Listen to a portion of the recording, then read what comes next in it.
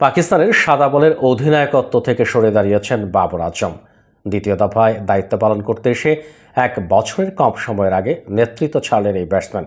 সামাজিক যোগাযোগ মাধ্যমে এক বিবৃতি দিয়ে নিজের সিদ্ধান্তের কথা জানিয়েছেন বাবর। বলেছেন, ব্যাটিংকে প্রাধান্য দিতে গিয়ে অধিনায়কত্ব ছাড়ার সিদ্ধান্ত নিয়েছেন তিনি। বিবৃতিতে বাবর জানিয়েছেন, পাকিস্তান ক্রিকেট বোর্ড পিসিবিকে নিজের সিদ্ধান্তের কথা জানিয়েছেন তিনি। বাবর লিখেছেন, আমি আজ আপনাদের একটি সংবাদ জানাবো। আমি পাকিস্তান ক্রিকেট দলের নেতৃত্ব থেকে সরে দাঁড়ানোর সিদ্ধান্ত জানিয়েছি। এরপর নিজের সরে দাঁড়ানোর কারণ ব্যাখ্যা করে বাবর লিখেছেন, দলকে নেতৃত্ব দেওয়া ছিল দারুণ সম্মানের, কিন্তু এখন সময় হয়েছে আমার সরে দাঁড়ানোর এবং নিজের খেলার প্রতি মনোযোগ দেওয়ার। অধিনায়কত্ব অভিজ্ঞতা দেয়, কিন্তু এটা উল্লেখযোগ্যভাবে কাজের চাপও বাড়ায়।